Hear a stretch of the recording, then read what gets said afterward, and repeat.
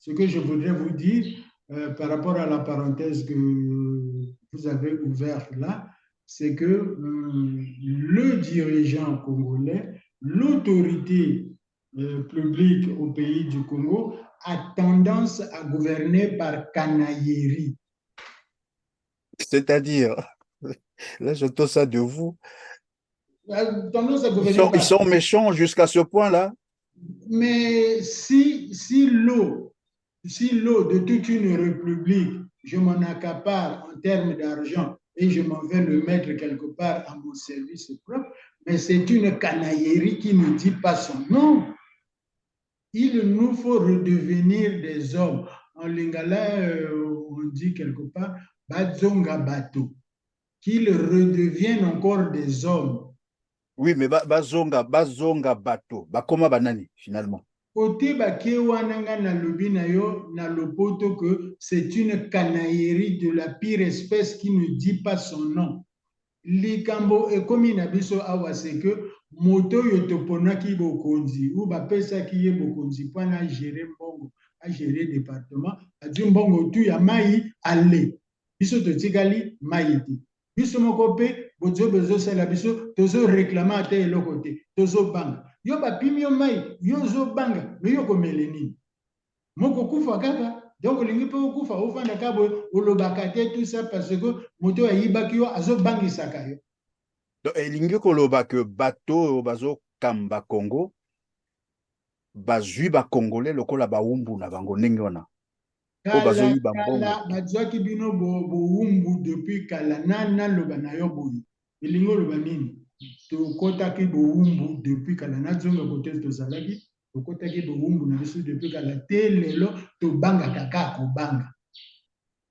Mais Kobanga Même na Kobanga wana, évidemment, on va donc revenir sur la problématique, j'allais dire, d'accès à l'eau potable au Congo-Brazzaville, à force de craindre comme ça, c'est-à-dire parce que c'est ce que vous venez de nous expliquer, comment se fait-il que les Congolais qui souscrivent des abonnements, bien entendu, à la société, je ne sais pas comment on l'appelle aujourd'hui, la distribution de l'eau, je crois que c'est LCDE, c'est ça, l'ancienne SNDE. Alors, donc, les Congolais souscrivent des abonnements, donc ils payent, en fait, chaque fin du mois, je ne sais pas si ce sont des forfaits ou bien c'est au compteur, donc la consommation mensuelle, ils payent, et en retour, la société chargée de distribuer de l'eau ne fournit pas le produit qu'il faut. C'est-à-dire, vous l'avez dit d'entrée de jeu d'ailleurs, une maman par exemple doit attendre les premières gouttes d'eau autour de minuit ou 2 heures, l'heure où on devait se reposer. Et après, bon, il y a rupture toute la journée et après, on doit aller vers le fleuve ou les rivières. Après, là-bas, tous les risques que nous savons, on peut se noyer. Mais à la fin, on vous demande de payer vos quittances. Et tout ça, ça se passe depuis des décennies.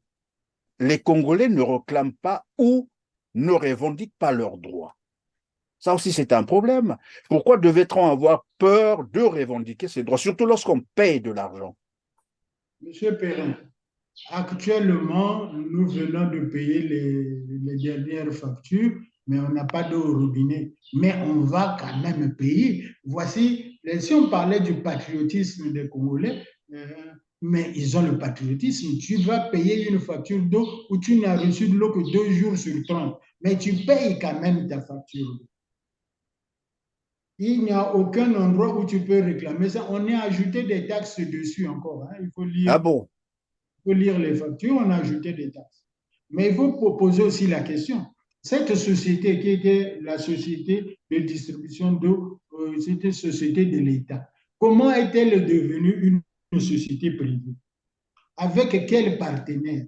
Le partenaire a apporté combien? Parce que la SN2 avait déjà la totalité du matériel.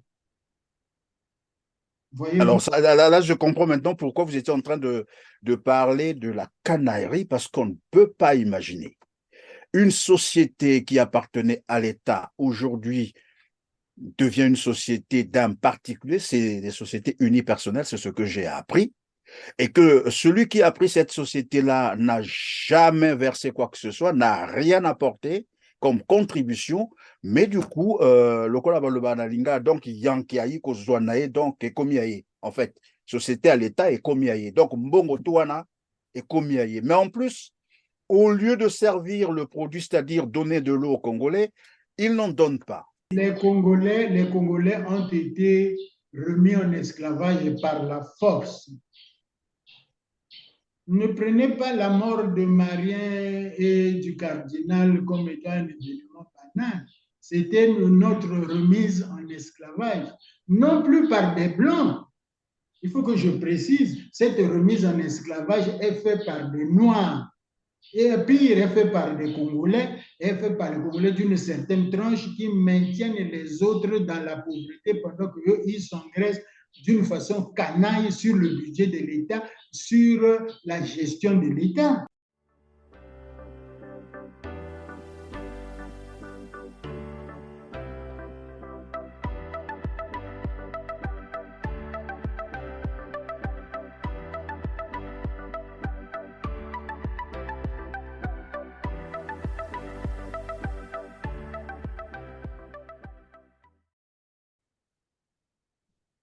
Bienvenue sur TLR TV, mesdames, messieurs. Merci de suivre votre émission Droit de savoir, aujourd'hui consacrée aux difficultés d'accès à l'eau potable et à l'électricité au Congo-Brazzaville.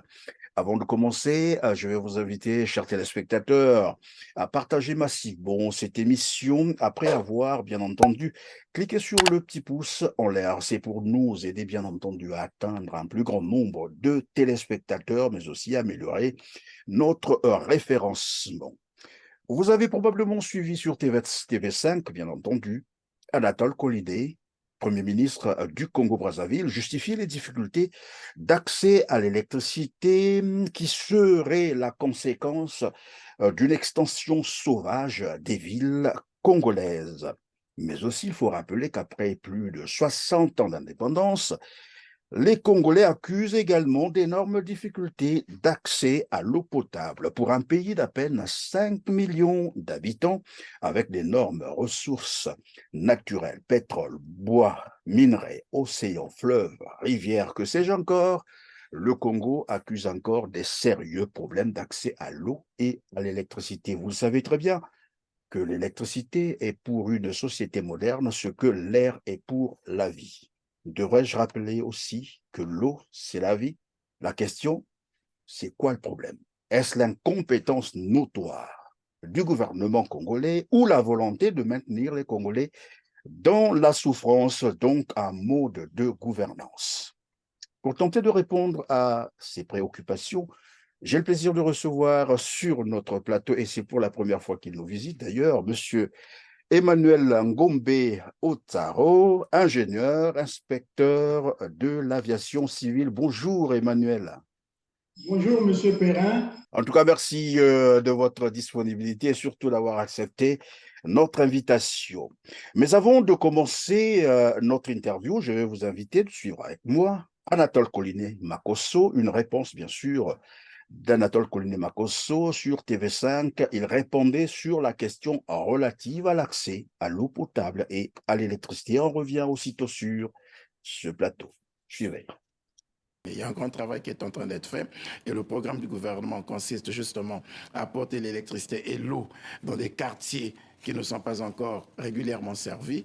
Vous savez que nous avons une urbanisation qui n'est pas tout à fait régulière et vous avez les populations qui ont dévancé l'administration en occupant, en investissant des quartiers qui n'étaient pas encore urbanisés. Ce qui explique, de votre point de vue, les problèmes d'approvisionnement en eau et en électricité. Alors, bien voilà, vous avez suivi avec moi. Alors, pour Anatole Koliné Makosso, le problème se poserait au niveau de l'occupation anarchique disons, de certaines zones de la ville, alors que tout le monde sait au Congo-Brazzaville, c'est un secret de polichinelle que les difficultés d'accès à l'électricité, même au niveau des centres-villes congolaises, il y a des délestages, allant parfois jusqu'à même une semaine de coupure d'électricité. Et vous, quand vous avez suivi Anatole Koliné Makosso, quelle impression cela vous donne? Quelle réaction? Est-ce que l'on peut dire que depuis 1997 jusqu'à ce jour, on a changé en fait de gouvernance. Mais non, on n'a pas changé de gouvernance. Donc, on ne peut pas dire que depuis 25 ans, on n'a pas pensé réserver des zones d'utilité publique pour gérer le projet de l'eau. Ça veut dire qu'il y a eu une forme de démission, comment dire ça, en termes de connaissances et de traitement des projets au niveau du gouvernement.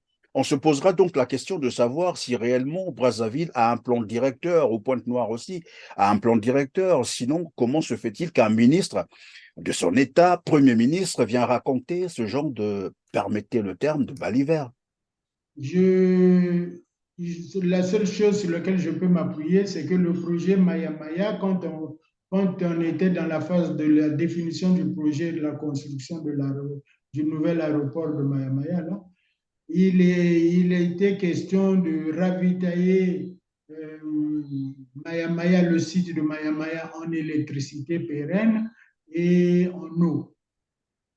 Et il y avait donc un bout du projet qui s'était ajouté, celui de prendre l'électricité à Tchelampo et de ramener sur la base Maya Maya. Pour la partie eau, je me souviens que lorsque nous avons fait des réunions avec la SNDE de l'époque, il avait été retenu la construction de 7 châteaux d'eau autour de Brazzaville. En commençant par le château d'eau de Ngamakoso, faisant un château d'eau à Mukondo, faisant un château d'eau à Filou, en allant faire un autre château d'eau plus bas, pour faire de telle sorte que toutes les réserves d'eau de la ville soient en partie supérieure, dans des châteaux d'eau construits dans les parties supérieures de la ville, dans les 6 ou 7 collines que Brazzaville a. Qu'est-ce que ça donne? Est-ce qu'on a construit quand même quelques châteaux d'eau ou bien Mais vous vous rendez bien compte que le château de Ngamakoso, qui était de l'ancien exercice, est toujours là, mais les nouveaux châteaux d'eau n'ont pas vu le jour. Et à l'époque, le budget qui était pressenti pour faire ces 6, 7 châteaux d'eau de la ville de Brazzaville, ce budget était à 100 milliards de francs CFA. En dehors, bien sûr, du projet Eau pour tous qui a concerné l'ensemble de la République. Au Brazzaville, on était à une approximation de 100 milliards de francs CFA. Est-ce que les fonds avaient été débloqués? Je ne sais vous dire. Ce que je sais vous dire, c'est que quand on regarde la ville de Brazzaville, le problème d'eau tel qu'il se posait en 97, en 92 ou bien en 1988, les problèmes d'eau de Brazzaville sont toujours les mêmes. On a fait quelques tuyauteries nécessaires pour, comment dire ça, faire la distribution de l'eau dans la ville, surtout dans les quartiers nord de Brazzaville qui n'avaient même pas de tuyauterie. On a fait cet effort de mettre les tuyauteries, mais on n'a pas fait l'effort de rendre l'eau disponible grâce au château d'eau qu'il fallait ériger déjà à cette époque-là. Et le problème de Brazzaville est resté entier. Vous trouvez des quartiers de Brazzaville où on vous sert l'eau entre 2 heures du matin et 4 heures du matin, 5 heures du matin, à 6 heures du matin. L'eau est partie encore pour 5 jours, pour 6 jours, pour 7 jours. Voici le problème. On n'analyse pas le problème dans le fond, on ne commet pas des ingénieurs de chaque secteur pour pouvoir bien cerner le problème, le chiffrer et générer le projet. Si les fonds avaient été libérés à l'époque, on tombe dans le cas récurrent des sommes de projets qui sont libérés et que ces projets ne Oui, mais le problème, c'est que tout à l'heure, vous étiez en train de décrire une situation où, bon voilà, dans certains quartiers de la ville, contrairement à ce qu'a dit d'ailleurs Anatole Collinet-Makosso sur TV5, dans certains quartiers de la ville qui sont au centre de Brazzaville, bien entendu, on peut parler de Mfilung, à Makosso, on parle de tous ces quartiers-là, les Congolais sont obligés de veiller, c'est-à-dire d'attendre les gouttes d'eau qui vont commencer à couler probablement à 24 heures, à minuit, donc soit à 2 heures du matin.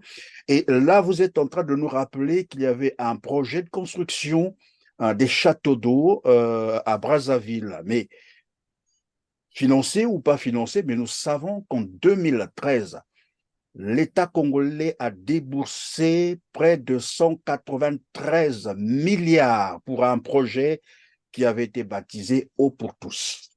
L'idée était, sinon le but était de construire près de 4000 forages. Et donc, si le premier projet était évalué à 100 milliards, cependant, en 2013, on a déboursé 193 milliards. Nous parlons là de 2013. 10 ans après, donc aujourd'hui, nous sommes le 10 juin 2023. Après avoir déboursé ces 193 milliards de francs CFA, l'État actuel à Brazzaville, à Pointe-Noire, j'allais dire au Congo, comment se présente-t-il l'accès à l'eau potable? L'accès à l'eau potable est toujours difficile, hein. Vous pouvez interroger les Brazzavillois, les Ponténégrins, vous trouverez toujours cette sorte de rengaine à la difficulté d'approvisionnement en eau. Maintenant, il s'agit d'aller regarder les gouvernants, de dire que pendant 10 ans, qu'est-ce qu'ils ont construit pas à pas pour faire qu'on apporte une solution pérenne. Regardez le budget de l'État congolais sur les 10 prochains, les 10 années qui viennent de s'écouler. Allez au site, comment on appelle, du journal officiel, chercher les textes de loi qui ont promulgué les budgets de ces années-là et intéressez-vous à ces budgets-là et allez demander si ces budgets ont été exécutés. C'est-à-dire si les sommes qui avaient été prévues au budget, si ces sommes avaient été libérées, voir qui a reçu ces sommes dans son budget. Par rapport à l'exécution du budget, qui a reçu ces sommes. Et si ces sommes ont été libérées, ces sommes sont parties où? Voici le problème de la République. On vote le budget chaque année, on libère les fonds de ce budget totalement, parce que vous ne trouverez pas un budget qui n'a pas été libéré totalement, mais les projets concernant ces budgets, les budgets concernant ces projets ne se voient pas, leur exécution finale ne se voit pas, et personne ne se préoccupe d'aller revérifier le circuit de financement de ces projets. Pourquoi le projet n'a-t-il pas été lancé alors que les fonds ont été décaissés? Et si les fonds ont été décaissés, qui les a reçus? Celui qui les a reçus, pourquoi il n'a pas lancé le projet tel que défini? Et si on est arrivé au bout, qu'on trouve que l'argent a été décaissé et que le projet n'existe pas, où est l'État? C'est la question Et qu'il l'État, faut. évidemment, Emmanuel, vous avez bien fait de poser cette question. Où est l'État? Et vous avez même rappelé que les budgets généralement ont été dégagés, l'argent avait été déboursé. C'est le cas, bien sûr, tout à l'heure, on a cité, on a rappelé le projet Eau pour tous qui a valu à l'État congolais 193 milliards de francs CFA. Mais on se rendra bien compte que finalement, quelques années après, donc notamment en 2016, près de 4 milliards 500 millions en liquide, je dis bien, ont été saisis dans la villa de Gilbert Ondongo, c'était en Portugal. 4 milliards 500 millions. ont été saisis, en liquide, hein, je dis bien, dans une villa de Gilbert Ondongo au Portugal. Et lorsqu'on parle de Portugal, on voit bien entendu José Vegas, celui qui a géré le projet, donc la société, le représentant d'Asperbra. Vous vous rappelez de cette société qui on avait convié bien entendu la construction de ces soi-disant forages, les 4000 forages. Et donc on a l'impression que finalement tous ces projets sont conçus non pas pour répondre à certaines préoccupations, aux questions qui se posent au Congo, mais pour dilapider de l'argent. Parce que là, c'est une preuve. Comment on peut se retrouver avec plus de 4 milliards en liquide dans sa maison, dans une villa à l'étranger? C'était juste une parenthèse. Mais je reviens donc pour, évidemment, le problème d'eau parce il se pose avec acuité. Au Congo-Brazzaville, ce n'est pas compréhensible. C'est quand même un pays bien arrosé. Nous avons les rivières, nous avons les affluents, nous avons le fleuve à côté. Comment expliquer qu'on manque de l'eau potable au Congo-Brazzaville? Voyez-vous, le problème d'eau que vous soulevez n'est qu'un des secteurs de tout le secteur de l'activité humaine dans le pays. Ce que je voudrais vous dire par rapport à la parenthèse que vous avez ouverte là, c'est que le dirigeant congolais, l'autorité publique au pays du Congo a tendance à gouverner par canaillerie. C'est-à-dire, là, j'entends ça de vous. A tendance à gouverner Ils par. sont méchants jusqu'à ce point-là. Mais si l'eau de toute une république, je m'en accapare en termes d'argent et je m'en vais le mettre quelque part à mon service propre, mais c'est une canaillerie qui ne dit pas son nom. C'est une canaillerie qui frôle l'imbécilité. Et en plus, on rentre dans l'espèce d'impunité totale où personne ne dit mot, que ce soit ceux qui sont chargés du contrôle, ceux qui ont pris ou ceux qui ont dégagé les fonds. Personne ne se préoccupe de où sont passés les fonds. Personne ne dit mot à tel point que ça devient la règle. Dès que tu es placé quelque part, la première chose que tu dois faire, c'est courir, aller prendre ta part d'une façon cachée comme d'une façon publique. Si ton niveau de canaillerie atteint les bonnes limites. Voyez-vous, quand on parle de l'autorité, quand on parle même du ministre, quand on parle du ministère de la présidence, tout ça, c'est des serviteurs. Parce que la notion de serviteur nous a quittés, nous a laissé seulement la place du ministère, où tu présides royalement ton département et tu fais ce que tu veux. Il nous faut redevenir des hommes. En lingala, on dit quelque part, Bazonga Bato, qu'ils redeviennent encore des hommes. Oui, mais bazonga bato, bakoma banani finalement. Côté Bakewananga na lobi na yo na lopoto que c'est une canaillerie de la pire espèce qui ne dit pas son nom.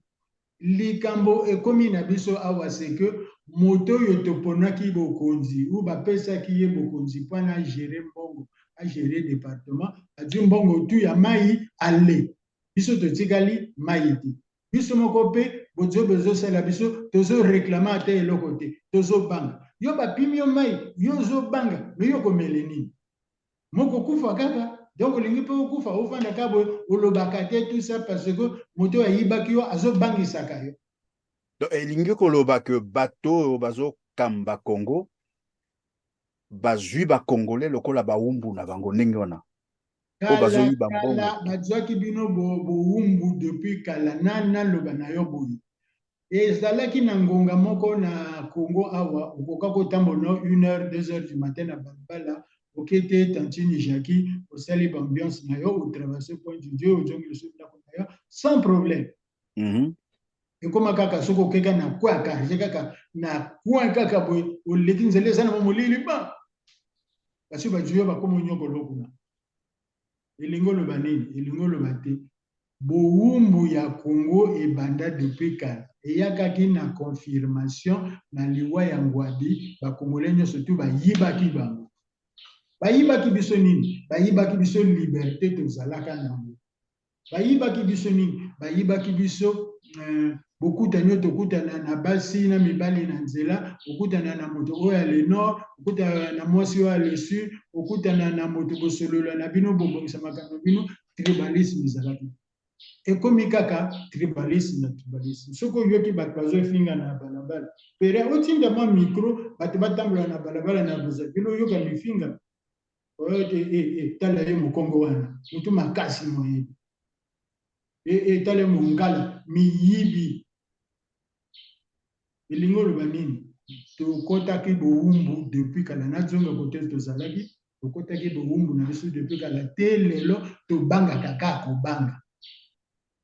Mais Kobanga na Kobanga wana, évidemment, on va donc revenir sur la problématique, j'allais dire, d'accès à l'eau potable au Congo-Brazzaville, à force de craindre comme ça, c'est-à-dire parce que c'est ce que vous venez de nous expliquer, comment se fait-il que les Congolais qui souscrivent des abonnements, bien entendu, à la société, je ne sais pas comment on l'appelle aujourd'hui, la distribution de l'eau, je crois que c'est LCDE, c'est ça? L'ancienne SNDE. Alors, donc, les Congolais souscrivent des abonnements, donc ils payent, en fait, chaque fin du mois, je ne sais pas si ce sont des forfaits ou bien c'est au compteur, donc la consommation mensuelle, ils payent, et en retour, la société chargée de distribuer de l'eau ne fournit pas le produit qu'il faut. C'est-à-dire, vous l'avez dit d'entrée de jeu d'ailleurs, une maman par exemple doit attendre les premières gouttes d'eau autour de minuit ou 2 heures, l'heure où on devait se reposer. Et après, bon, il y a rupture toute la journée et après on doit aller vers le fleuve ou les rivières. Après là-bas, tous les risques nous savons, on peut se noyer. Mais à la fin, on vous demande de payer vos quittances. Et tout ça, ça se passe depuis des décennies.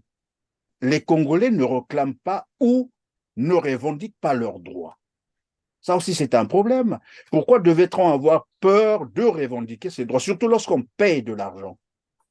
Monsieur Perrin, actuellement, nous venons de payer les dernières factures, mais on n'a pas d'eau au robinet. Mais on va quand même payer. Voici, si on parlait du patriotisme des Congolais, mais ils ont le patriotisme. Tu vas payer une facture d'eau où tu n'as reçu de l'eau que 2 jours sur 30, mais tu payes quand même ta facture. Il n'y a aucun endroit où tu peux réclamer ça. On a ajouté des taxes dessus encore. Hein. Il faut lire. Ah bon? Il faut lire les factures, on a ajouté des taxes. Mais il faut poser aussi la question. Cette société qui était la société de distribution d'eau, c'était une société de l'État. Comment est-elle devenue une société privée? Avec quel partenaire? Le partenaire a apporté combien? Parce que la SN2 avait déjà la totalité du matériel.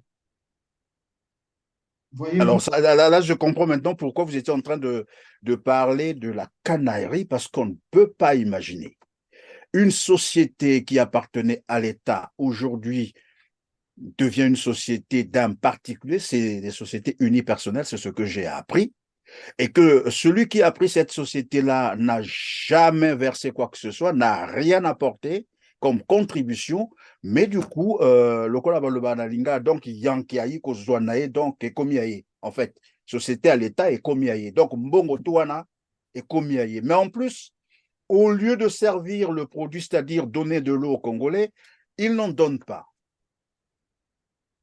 L'avantage de la cession à des privés, c'est pour améliorer la qualité du produit. Le privé. Oui, évidemment, la question aujourd'hui, Emmanuel, qu'est-ce qui a changé? Qu'est-ce qui a été amélioré finalement par cette société privée qui est venue s'accaparer de la société de l'État? Bon, moi je dirais que le contrôle, hein, on vient vérifier ma facture par 3 équipes différentes dans le mois. Bon, je me suis dit, il y a peut-être le contrôle à leur niveau qui s'est amélioré. Mais à la base d'abord, avant de céder de la société, est-ce que la partie qui est venue en joint venture, en concession, cette partie a apporté de la contribution? Et quelle est cette contribution? Il en va de même pour la société d'électricité. Et la société, la SNE, s'est muée en L2C, quelque chose comme ça, E2C. Les partenaires privés qui sont venus en concession ont apporté quoi à la SNE qui avait la totalité du matériel électrique de l'État congolais dans le pays. Ils ont apporté quoi? Ils ont apporté combien? Ils ont quelle part maintenant dans la concession? Et est-ce que c'est une société publique, c'est-à-dire une société étatique? Est-ce que c'est une société privée? Alors, si on a défini que c'est une société privée, posons-nous la question. Comment un privé peut, lorsque sa facture est payée avec un retard, mettre des taxes sans que l'État ne dise un mot? Mais le régulateur, c'est l'État. Vous pouvez même acheter la société, vous êtes mon cousin, vous avez acheté la société par le fait de la décision politique, vous avez acheté une partie des actions de la société. Mais qu'est-ce qui vous donne le droit d'aller taxer les Congolais avec un pourcentage, une tranche de 5 000 à 10 000 lorsque les paiements sont en retard? Oui, mais est-ce que dans tous les cas, Emmanuel, est-ce qu'on connaît… Je voudrais dire ceci, lorsqu'il y a délestage, personne ne vient me dire que tu as été délesté 10 jours, tu n'as pas reçu de l'électricité, bon, ce mois-ci, ta facture, on déduira 10 jours de non-consommation. Personne ne le fait. Ça veut dire que ces citoyens-là, Congolais, sont toujours honnêtes, sont toujours patriotes. Ils pensent qu'ils agissent pour que les affaires de l'État, les affaires de biens publics continuent à rendre le service. Or que non, or que ça profite à certains. Mais quel est ce pays où certains deviennent des propriétaires des actions dans une société comme la société d'électricité, deviennent des actionnaires, et que nous qui payons l'électricité, nous ne soyons pas actionnaires, et que nous qui subissons des stages, nous ne soyons pas actionnaires, et qu'en plus, l'État ferme les yeux sur le fait qu'ils mettent des taxes. Si l'État payait régulièrement les salaires, les pensions et les bourses, on aurait compris. Mais l'État ne me paye pas mon salaire, ou l'État ne me paye pas ma bourse à temps. La facture d'électricité vient. Je vais la payer avec quoi?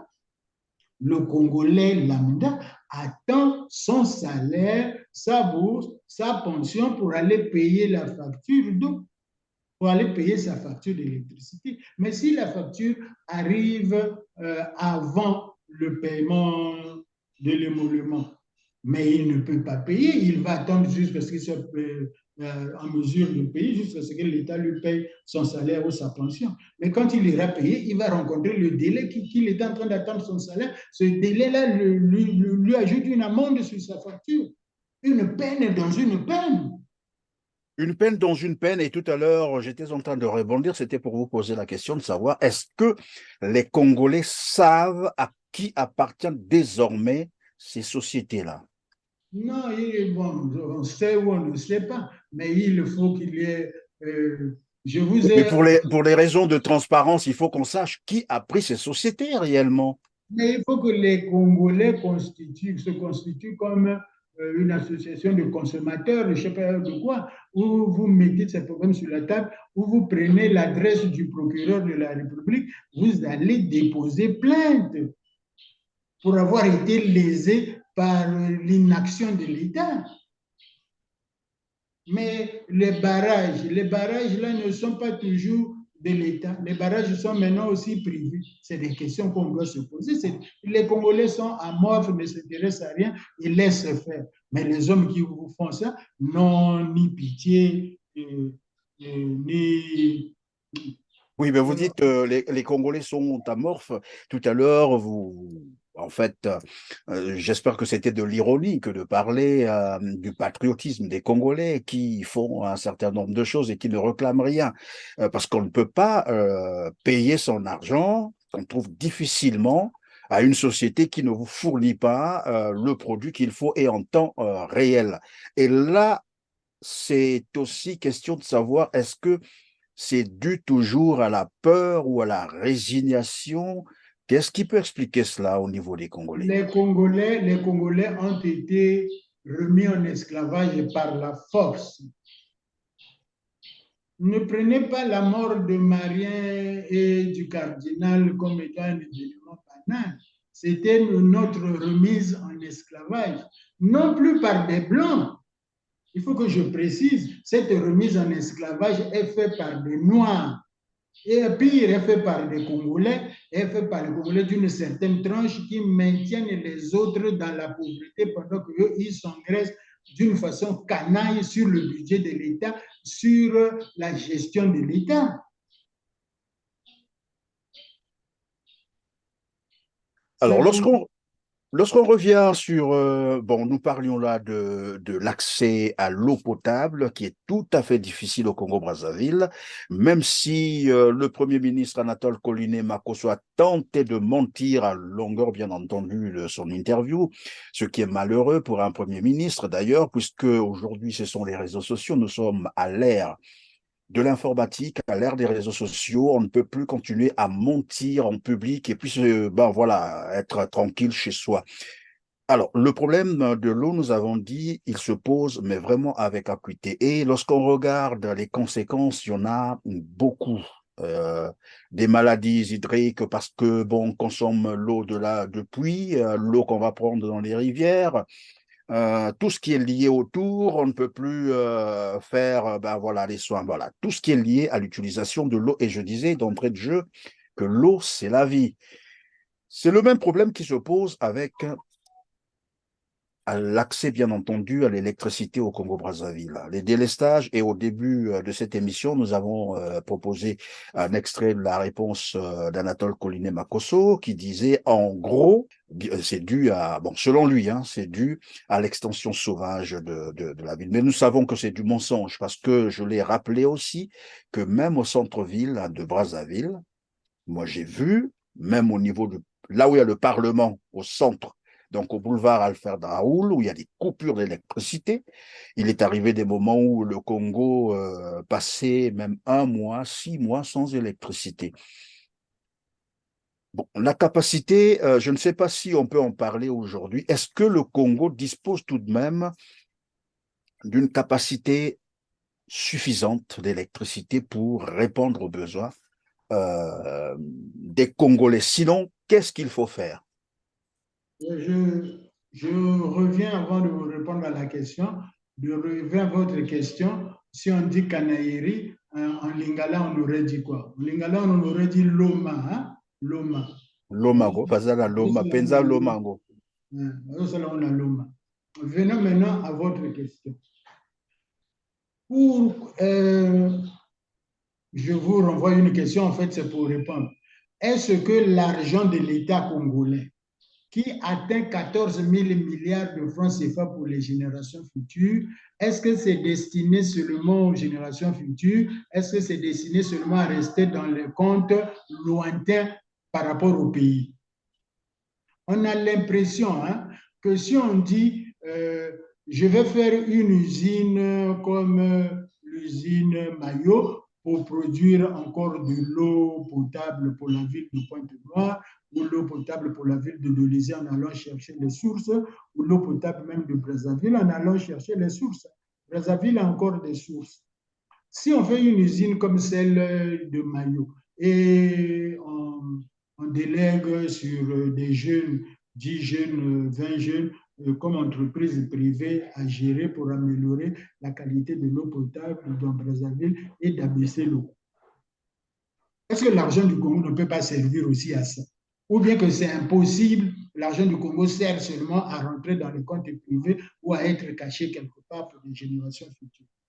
Voyez-vous, on a une forme de pleurer rire. Il faut aller prendre dans Henri Lopez, dans son pleurer-rire. On a un pleurer-rire permanent au niveau des politiques congolais dans notre pays. Et ceci depuis des années. Allons à l'électricité. Mais posons-nous d'abord la question, par quel autre moyen nous pouvons produire de l'électricité en grande quantité dans ce pays?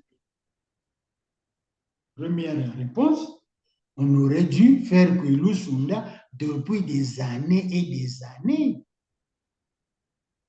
Voici que Kwilu Sunda apparaît sur l'espace public en 62-63 et quand Youlou s'en va trop tôt et le barrage de Kwilu est passé au calendrier grec. Jusqu'à ce jour, tous les excédents budgétaires du Congo n'ont pas permis de construire Kwilu Sunda. Alors qu'on est arrivé jusqu'à 14 000 milliards, comme vous l'avez rappelé là. Mais même le budget annuel, on est arrivé à des budgets annuels de 3 000, de 4 000, de 5 000 milliards de francs. Vous savez et le projet Sunda, lui... Le projet Sunda, avec ses lignes haute tension, à l'époque, bon, à mi-chemin, vers les 2010, à mi-chemin, on le chiffrait à 500 milliards de francs CFA. C'est-à-dire, dans le budget que je donne à l'armée, j'ai donné à l'armée 3 000 milliards de francs CFA pendant 50 ans. J'aurais pu écréter le budget de l'armée de moitié. En 3 ans, je réunissais les 500 milliards de francs CFA, je construisais Kwilu Sunda avec ces lignes haute tension répandues dans toute la République pour ajouter au moins pour ajouter 1 gigawatt, c'est-à-dire 1000 mégawatts. Et le problème serait réglé. Voilà, mais je n'ai pas vu une seule volonté politique qui a décidé de résoudre le problème. Vous savez pourquoi? Non, dites-le nous. Quelqu'un m'a posé la question, mais tu défends la construction du Kwilu Sunda. Est-ce que quand je branche sur... Est-ce qu'il ne faut même pas que le barrage soit fait au nord? Bon, on fait Imboulou. On fait Imboulou c'est 100. L'autre c'est 1000. Pourquoi on ne fait pas l'autre? Oh, bon, on attendra plus tard. Parce que lui veut que quand il branche sa prise, son magnétophone sur la prise, sa radio sur la prise, il sache que ce courant vient de telle partie du pays, pas de telle autre partie. Qu'est-ce que vous êtes en train de nous expliquer là? Je suis un peu perdu. Je suis en train de vous expliquer l'esprit de canaillerie qui conduit jusqu'à empêcher la construction du barrage Kwilu Sunda depuis plus de 30 ans. Le problème n'est pas un problème d'argent, les Congolais disposent de l'argent. Le problème n'est pas un problème de longévité politique, la longévité politique y est. Et ceux qui sont au pouvoir aujourd'hui, si on prend seulement à mi-course, 97 jusqu'aujourd'hui, ils ont 25 ans de Trump. Mais 25 ans de Trump, vous aurez pu trouver 500 milliards et construire. Le problème est cette sorte de poison dans le mental des Congolais, qui consiste à refuser à faire tout un barrage parce que ce n'est pas de ta région.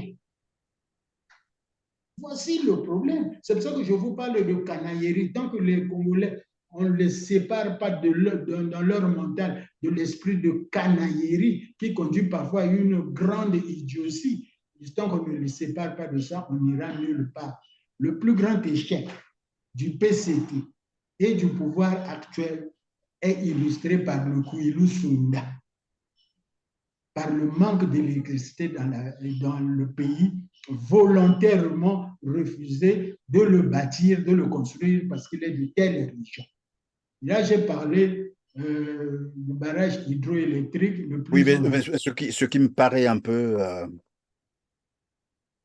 j'allais dire curieux, difficile à comprendre, c'est que je viens là de comprendre par rapport à votre développement que nous avons au Congo des gens qui dirigent le Congo, mais avec la haine. C'est ça. Voilà, tu as commencé à saisir que les haines tribales des citoyens ou des tribus se sont muées en une personne, deux personnes qui ont la gestion de l'État et qui s'empêchent de réaliser les ouvrages pour que les Congolais vivent mieux.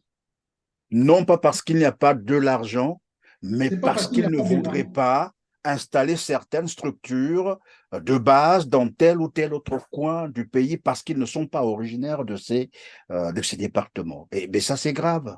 ce que Mais vous ne j'entends. pouvez pas vous rendre compte. Essayons un peu de rire. On quitte Bunji pour aller à Evo. Vous savez, il y a une petite zone là qui n'est pas construite de quelques 20 kilomètres. Vous le savez, ce n'est pas asphalté. Mais cette partie n'est pas asphaltée. Pourquoi?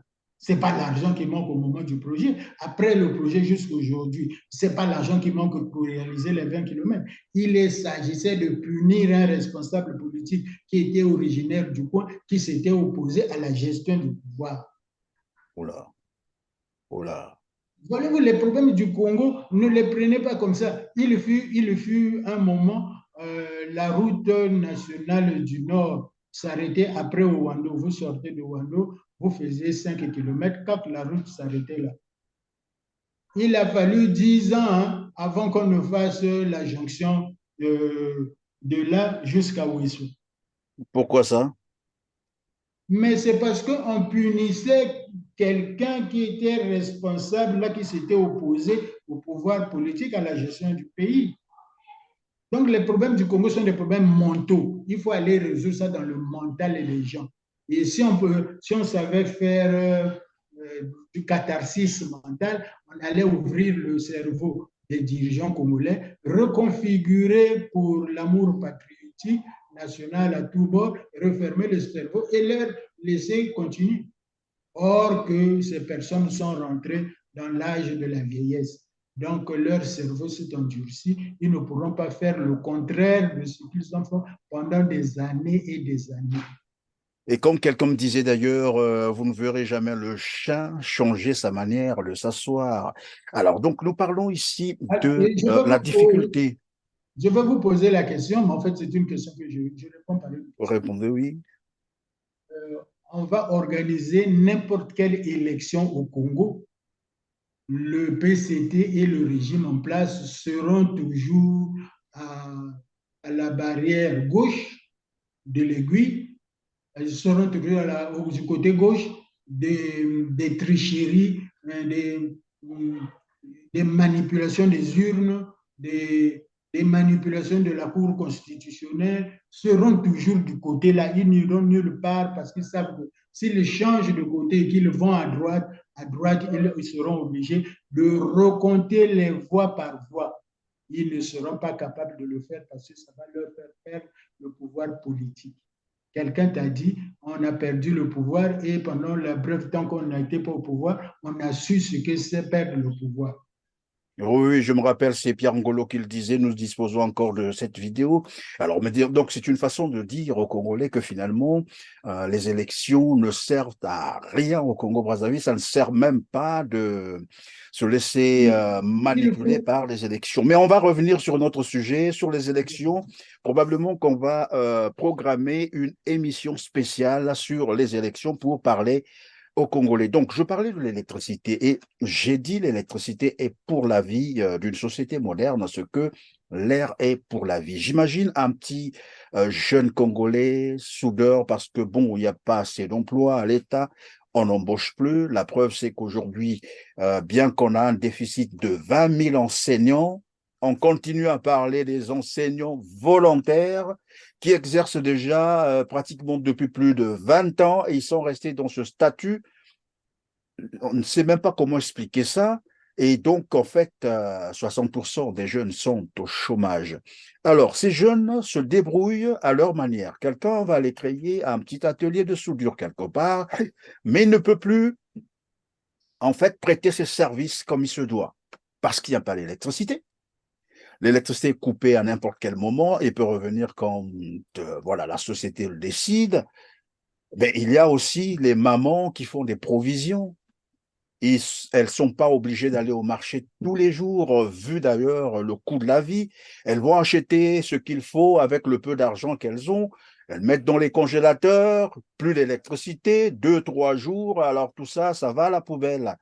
Nous avons, mais aussi les cas des entreprises qui fonctionnent avec l'électricité. Une entreprise, j'allais dire une société moderne, puisqu'on parle même de l'émergence du Congo d'ici à 2025. Il nous reste encore, je crois, 2 ans. Alors, vous voyez que le problème de l'électricité se pose, mais là encore, lorsqu'on a coupé ces délestages, on déleste à n'importe quelle heure pour rétablir l'électricité à n'importe quelle autre heure, et tout ça, ça crée aussi les dégâts, les appareils électroménagers qui tombent en panne, eh ben, tout ça, ben, ça passe. Et puis bon, mais à la fin, on vous demande quand même de payer. Tout à l'heure, vous avez dit qu'on vous a fait payer les quittances, par exemple, là où nous étions sur l'eau potable, on vous a fait payer les quittances alors que pendant le mois, on vous a servi à peine 2 jours d'eau. Encore, il faut se poser la question si c'est une eau potable. Alors, en termes d'électricité, les mêmes problèmes se posent. Et j'étais en train de vous poser la question de savoir, est-ce que c'est la capacité qui ne répond pas aux besoins nationaux ou c'est justement un autre problème qui se pose, comme vous l'avez démontré tout à l'heure, c'est la canaillerie, c'est-à-dire on peut servir, mais on ne le fait pas parce que là aussi va se poser un autre problème. Et je vais terminer ma question par là, elle est tellement longue, c'est que je ne sais pas, mais vous nous le direz si je me trompe. J'ai appris qu'au niveau, par exemple, bon, il y a des départements au Congo où le prix de l'électricité est très bas, d'accord? Et dans d'autres départements, c'est très élevé, 2 fois, 3 fois plus que les autres départements, alors qu'on est au Congo et ils ont les mêmes salaires, c'est-à-dire ils sont à la même grille salariale. Je ne sais pas si c'est vrai, vous nous direz si c'est vrai ou faux. Alors, et ensuite, vous nous direz quelle est la capacité aujourd'hui au Congo et pourquoi il n'y a pas ce service, c'est-à-dire les Congolais n'ont pas accès facilement à l'électricité moins chère, bien entendu. Je préfère vous projeter. Je prends la conscience de tous les Congolais. Nous quittons 2023, nous traversons 2026, nous sommes en 2030. On projette le Congo de 2030. Quelles sont les sources d'électricité possibles? La première source d'électricité qui est possible après le barrage du Kouilou-Sunda, c'est poser les barrages hydrauliques flottants le long du fleuve Congo. Chaque barrage hydraulique flottant produit 2 mégawatts. C'est de taille de 5 mètres sur 3 mètres, avec, mettons, dans le lit d'une rivière ou d'un fleuve dont le débit dépasse les 3, 4 mètres par seconde. De 2 à 4 mètres par seconde, c'est déjà utilisable. Il va produire 2 mégawatts dans chaque barrage flottant. Mais le long du fleuve Congo, pour aller atteindre Infondo, vous pouvez compter le nombre de barrages flottants de 5 mètres sur 30 que nous pouvons mettre? Il peut en avoir combien? Ah, mais nous pouvons aller jusqu'à produire 15 gigawatts. Hein? Puisque le barrage flottant ne fait que 5 mètres sur quoi. Il suffit de les arrimer les uns les autres, de faire une architecture comme une maison à étage creuse dans laquelle on a mis les barges flottantes qui tournent au fil de l'eau. Et on amène les centres de, de moyenne tension, haute tension pour ramasser tout ce courant et le distribuer sur l'ensemble du pays. Nous avons la possibilité d'atteindre 15 gigawatts. Le fleuve, peut-être que les gens ne le sentent pas, mais quand je suis au barrage du Dieu, que je suis juste après le barrage, là où tombe, mais l'eau qui tombe là fait à peu près 3 km à plus de 10 mètres par seconde. Donc, à cet endroit, je peux faire tourner une centaine de barrages flottants, ce qui m'amène à 200 mégawatts, c'est-à-dire 2 fois Imboulou. Donc, si je fais la même chose à Bouanta, je fais la même chose à Lefimi et je mets le long du fleuve, j'en ai une quantité d'électricité pour alimenter tout ça. Dans les villages comme Itumbi, l'eau du fleuve, l'eau de la petite rivière est là. On fait quelques travaux d'ingénierie pour baisser le fond de la rivière et qu'il y ait un mouvement d'impulsion qui fasse tourner les turbines. La ville, avec une dizaine de mégawatts, peut être alimentée directement sans être dans le réseau national. Voyez-vous, Ça, c'est l'option 2. L'option 3, c'est prendre le gaz tel que le gouvernement vient de le faire pour créer un dépôt de gaz méthanier à Côte-Matin, collecter, éteindre toutes les plateformes qui sont allumées actuellement, les éteindre pour pouvoir liquéfier le gaz et disposer de suffisamment de gaz pour faire tourner une dizaine de centrales thermiques à gaz. La centrale actuelle produit 300 MW. Si j'en mets une dizaine, je me retrouve avec 3000 MW. Le Congo peut absorber, si je mets les lignes haute tension dans tout le pays, partout jusque dans le moindre village de Divénier ou de Kakamoueka, ou même de Sembe, je mets l'électricité, le Congo peut absorber les 2 MW. Mais l'autre mégawatt en plus, qu'est-ce que je peux faire? Mais je peux alimenter les hauts fourneaux de Mayoko et de Sonké pour empêcher qu'on amène le minerai brut à l'extérieur, qu'on puisse, avec l'électricité moins chère produite par le gaz, produit par les centrales, raffiner, le faire sur place à Mayoko et à Sonké. Mais je peux, en même temps que je produis cette électricité, tirer la ligne haute tension qui va rencontrer à Inga la ligne de la RDC qui va jusqu'en Zambie. D'abord, je partage la ligne avec la RDC pour amener l'électricité en Zambie. Et quand j'aurai suffisamment de réserve, je fais ma ligne haute tension pour augmenter la puissance que je livre à la Zambie pour raffiner son fer. Vous êtes en train de nous dire, Emmanuel, pardon, vous êtes en train de nous dire que le Congo-Brazzaville est capable de produire suffisamment d'électricité jusqu'à exporter. Le Congo-Brazzaville est capable d'avoir l'électricité comme étant la deuxième source de devises après le pétrole. Nous pleurons pour rien parce que nous ne savons pas travailler et nos responsables sont enfermés dans le Loma, ils ne consultent plus personne, ils pensent que eux c'est des dieux, ils connaissent tout. Mais vous ne pouvez pas tout connaître, même si vous êtes le principal dirigeant du pays, vous ne pouvez pas tout connaître, vous avez besoin de l'ingénierie pour travailler. Ou peut-être qu'ils connaissent, ils peuvent connaître, mais ne veulent rien faire. Ça aussi, c'est un problème. problème. Ils ne veulent rien faire, c'est la canaillerie. Donc, je viens de vous expliquer que si j'exporte 1 mégawatt, 1 gigawatt en Zambie, la Zambie me propose 500 francs CFA le kilowattheure.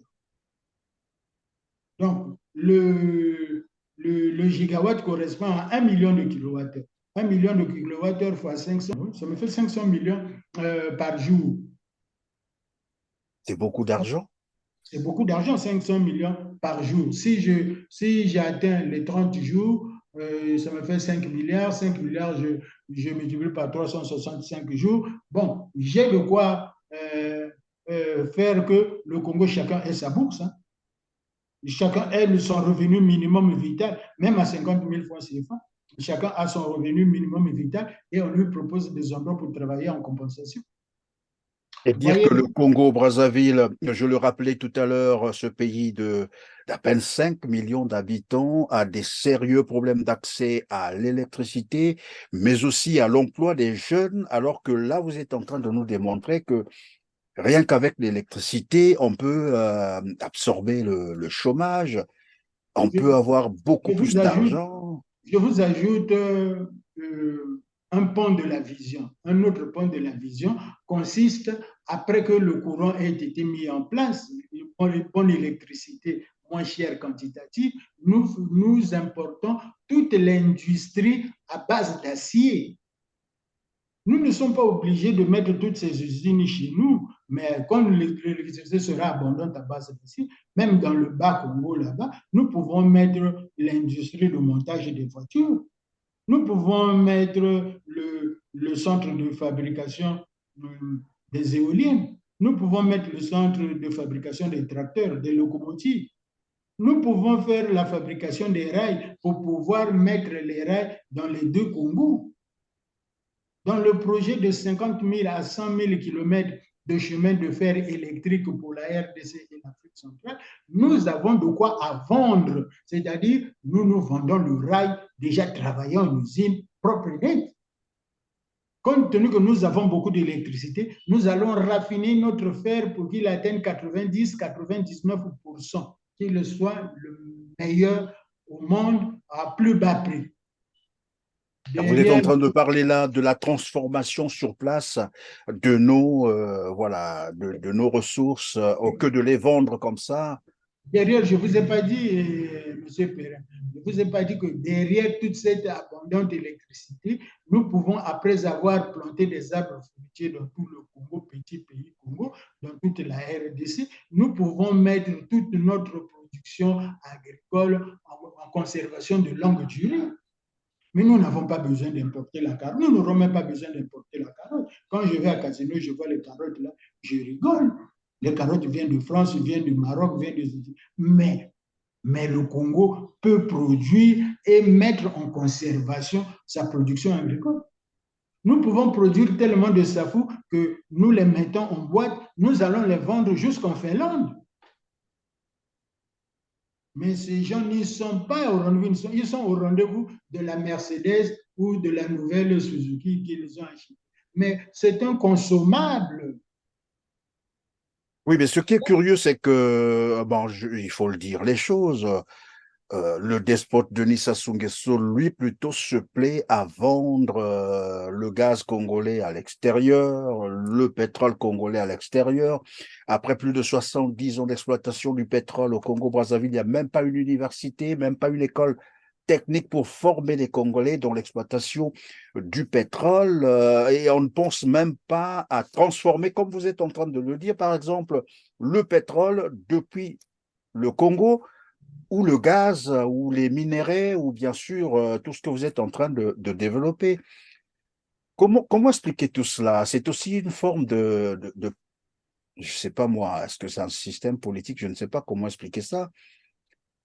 Je voudrais vous aider en dehors du mot Kanaïri que je vous ai dit, de l'OMA en lingala. Hein, on commande par le LOMA, on ne commande pas pour des résultats, pour que les gens soient contents. Vous savez que dans ce pays, il y a des députés qui empêchent leurs concitoyens de leur village d'aller faire que quelques activités économiques dans leur village là-bas, là où les députés, sans lui avoir demandé l'autorisation. Si vous ne lui avez pas demandé l'autorisation, qu'il n'a pas donné l'accord, vous ne pouvez pas faire quelque chose dans votre village là où lui est député. En sorte, ils sont devenus des propriétaires du Congo, c'est ça? Ils sont devenus des propriétaires non seulement du pays parce qu'ils ont les postes politiques, ils ont l'argent, mais ils sont devenus des propriétaires des personnes qui vivent là. Mais yango tika tunango na lingala ekomi masolo ya biso na biso parce que ekomi kolekelanga en fait yango lomba ya ndenge nini jusqu'où ti wapi Ti wapi? Mais yo yebi bokonzi na bokonzi elukaka kaka kote ezala seko na seko. oyo ezalaka koloba Mobutu Oyo seko ezalaka koloba liki. Mais tu vois, Mobutu, à l'époque, quand on compte les fortunes, il était le troisième fortune ou quatrième fortune au monde, hein, à l'époque où il avait atteint son sommet. Mais avec l'argent qu'il avait, il aurait pu réaliser les 7 niveaux d'Inga, mais il n'a pas fait. Est-ce que vous savez que la baisse du niveau de l'enseignement et les conditions minables qui sont maintenant actuelles, c'est volontaire? C'est-à-dire, vous pouvez nous Mais expliquer? allez chercher une interview où quelqu'un dit que nous avons atteint les 80% du taux de scolarisation. Après, on a décidé de ne plus rien faire, de laisser tomber. Évidemment, puisque vous en parlez, je vais donc inviter nos téléspectateurs à suivre cet extrait, bien sûr, d'interview accordé par le despote Denis Sassou Nguesso. Il parlait évidemment de la scolarité au Congo, comment, à un moment donné, il a décidé, lui et ses hommes, bien entendu, parce que tout à l'heure, Emmanuel nous a rappelé, depuis pratiquement 40 ans, c'est lui qui est au pouvoir, 25 ans, il est revenu depuis 25 ans. Il est toujours au pouvoir, donc il n'y a pas eu d'alternance. Et cela veut dire que c'est lui et ses hommes qui ont décidé de détruire l'éducation. Suivez. Est arrivé un moment où le Congo, pour ne parler que de l'éducation, avait atteint un taux de scolarisation de 100%. Et nous l'avons atteint aux années 80, même avant. Et puis est arrivé un autre moment où nous avons décidé de détruire. Et le taux de scolarisation a baissé. Alors, puisqu'ils ont décidé de détruire l'éducation, c'est quoi l'objectif? Alors, allons maintenant à une image, l'image la plus grande, la plus glorieuse actuellement, c'est celle de Moukoko et Okombi en prison. Oui. Mais ces personnes-là, quelle que soit leur faute aujourd'hui, ont travaillé avec le système et le pouvoir du PSDG en place durant des années et même pendant la période difficile de la guerre. Ils étaient ensemble. Mais s'ils étaient ensemble, pourquoi aujourd'hui, c'est pour ça que je vous parle de canaillerie. Pourquoi aujourd'hui c'est la canaillerie qui l'emporte? L'Oma et l'équipe trop si bien qu'il faut attiquer à la canaboloko. Masalaka ndekuna. Il faut qu'on s'aille ensemble. Il faut qu'on lie ensemble. Il faut qu'on gère Mokongo ensemble. Okoko limbi saye atamukete. Mais wana l'Oma ngo ya ndenge nini wana. Mais elekelaka biso na mutu ntango tomonaka mais donc ye loma na ye ekosila te ntango azali wana loma na ye ezaka wana. Le Premier ministre dit que le président se propose d'être candidat en 2026. Ah, tu vas être encore candidat en 2026, mais là tu vas totaliser combien d'années au pouvoir? Ça ne te vient même pas à l'esprit de préparer quelqu'un du PCT et de donner à ce quelqu'un du PCT, qui ce personne du PCT soit ton fils ou soit qui que ce soit, et tu lui donnes, ça ne te vient pas à l'esprit de te reposer et de faire autre chose dans la vie. Mais toi, le lobby Kalamingi te ezande lomango tiwa piangola. Parce que même quand il parle de la candidature du despote Denis Sassou Nguesso tout à l'heure, on l'a dit, les élections au Congo ne servent à rien parce que de toute façon, on sait comment ça se passe, comment ça se prépare, c'est un hold-up, il n'y a jamais eu élection au Congo. C'est cette canaillerie que vous êtes en train finalement de développer ici. Mais lorsqu'on parle de 2026, on enjambe, c'est-à-dire nous sommes encore en 2023, on nous parle déjà de sa candidature de 2026.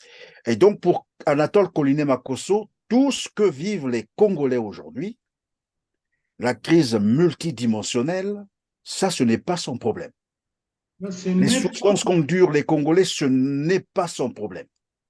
Que vous manquez d'eau, d'électricité, que vous soyez mal payés, les retraités encore bien malmenés, bien maltraités, les étudiants non payés, n'ont pas leur bourse, ça, c'est pas le problème de Koliné-Makosso et de son gouvernement, ce n'est pas le problème de Sassou Nguesso. Tous les problèmes qui se posent au Congo, le réseau routier qui est mais vraiment délabré, on a vu encore dernièrement certains reportages sur le réseau j'allais dire routier du Congo-Brazzaville, l'insalubrité à travers les villes, les immondices partout.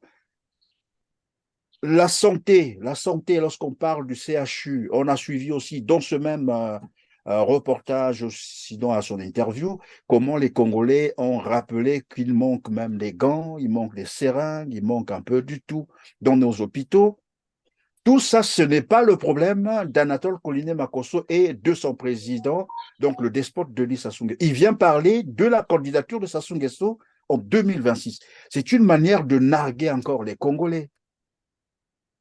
C'est une manière de rappeler aux Congolais esclavagisés qu'ils le seront encore pour longtemps.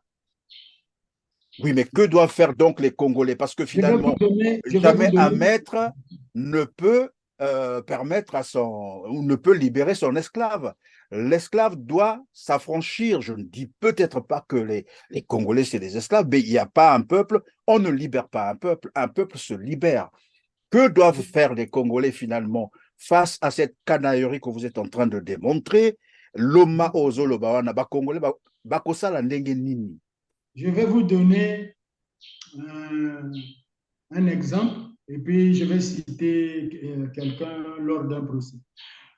À une époque de sa prise de fonction Premier ministre, colonel Makosso s'est arrêté à Mazala et avec un groupe de gens, ils se sont mis à balayer les rues, les caniveaux et tout cela pour montrer l'exemple du patriotisme, hein, du salon. Et j'étais à la télé, j'ai regardé, ça m'avait tellement choqué que j'ai fait une lettre au Premier ministre où je lui disais ceci. La solution ne consiste pas à prendre les Congolais qui ont faim, qui n'ont pas de travail, qui n'ont rien, aller leur faire balayer gratuitement la rue. Non. La solution consiste à dire que sur Brazzaville, on prévoit l'argent par jour, 2000 francs par jour par personne pour 2000 types, pour 1000 types par exemple. Ces gens balayent, chaque fois que tu as balayé tes 100 mètres, tu as curé ton caniveau de 100 mètres, tu prends tes 2000, ça te permet de manger le riz, le sable ciment, c'est-à-dire le riz avec les haricots. Et pardon, vous appelez ça comment? Le sable ciment. Sable Simon, c'est...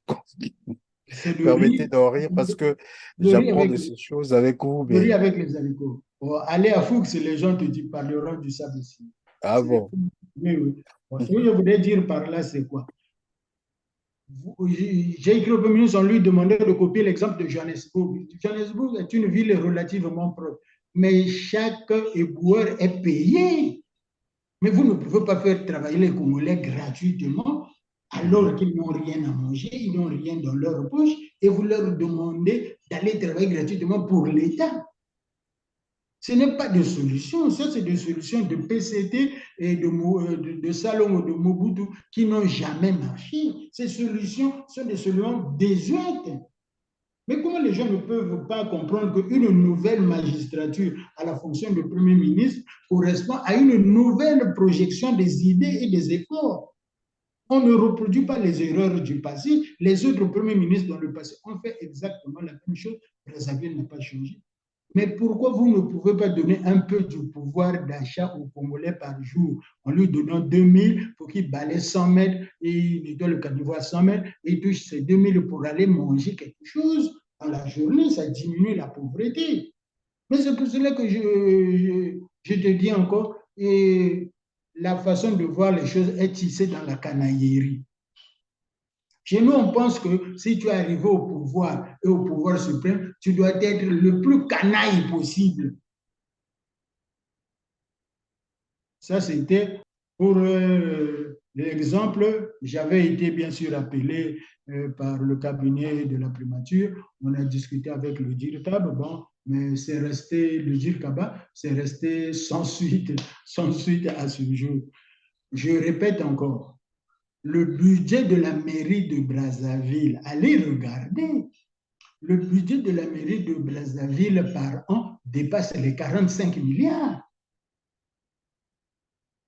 Mais si le budget 2022 a été totalement décaissé, le budget 2021, 20 et 19 a été totalement décaissé, où sont donc passées ces sommes-là?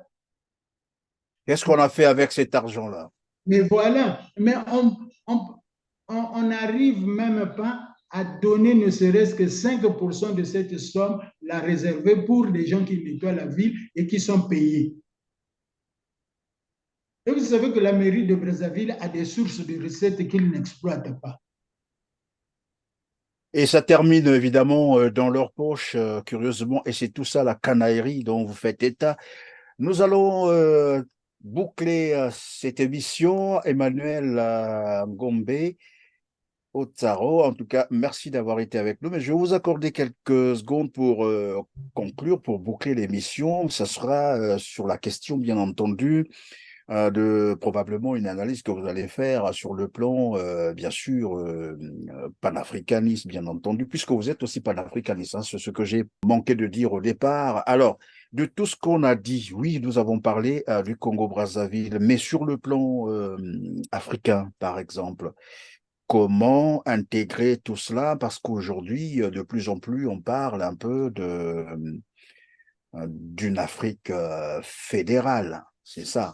Et si jamais demain, le Congo devrait intégrer évidemment cette Afrique fédérale, comment interpréter ces données, notamment ce qu'on a dit là sur l'électricité, sur l'eau au niveau africain? Nous devons d'abord quitter nos étroitesses politiques dans ce pays pour pouvoir se projeter dans l'avenir. L'étroitesse politique, un petit exemple encore, au cours du procès, un des acteurs a parlé de l'avenir des Mouchi. Mais l'avenir de Le Mouchi, général Diangamboila.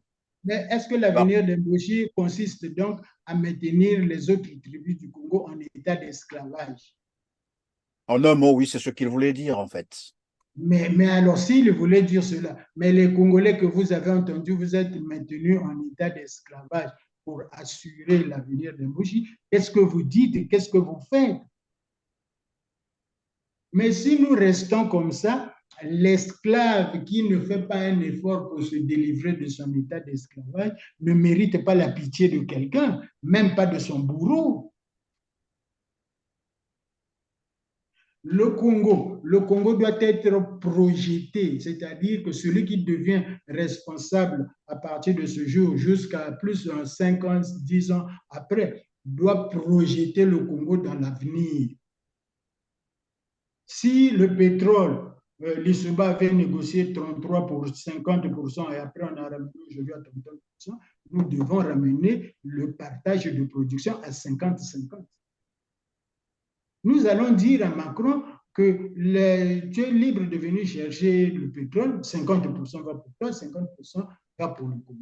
Et 50% va pour le Congo, nous mettons en marche un mécanisme qui fait que les comptes de l'extérieur se reversent aux comptes de l'intérieur. Le ministre des Finances en a autorité, on reverse à l'intérieur. Dès l'instant que c'est rentré à l'intérieur, tout le reste doit être tracé. C'est la mentalité où on nomme des gens d'une tribu à toutes les fonctions financières dans le pays, on rend tout ça impuni, les gens se sucrent abondamment, on n'a même pas d'eau potable dans les robinets. Et l'eau en question, par moment, sans les traces du pipi, sans les traces du fécal. Donc, on est loin. Quand quelqu'un parle ou s'enorgueillit de son pouvoir, nous, on est silencieux, on ne dit rien, parce que vu les conditions médiocres dans lesquelles nous sommes, lui, il est dans la bêtise, lui, il est dans la canaillerie.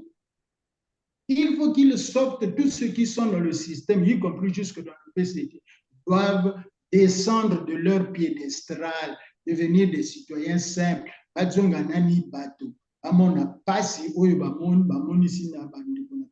Va changer modèle, va changer système. Comme quelqu'un qui disait d'ailleurs, lorsqu'on est président de la République, il faut quand même une petite dose de sagesse.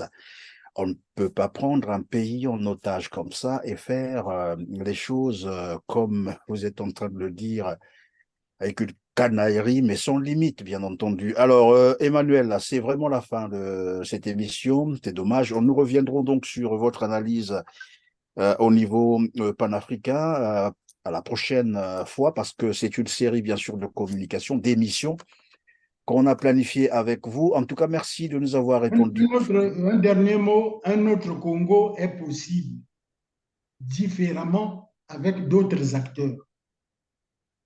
Un autre Congo est possible différemment avec d'autres acteurs. C'est par là que nous mettons donc terme à cette émission. Merci, mesdames, messieurs, de nous avoir suivis. N'oubliez pas de liker, n'oubliez pas de partager massivement cette émission, s'il vous plaît, pour permettre aux autres aussi de suivre et de mieux vulgariser l'information. Pensez également à vous abonner si vous ne l'avez pas encore fait pour être prévenu de toutes nos prochaines productions. Nous souhaiterions également vous lire en commentaire. Dites-nous ce que vous pensez des sujets qui ont été traités au cours de cette émission. On se dit donc au revoir et à bientôt. Merci.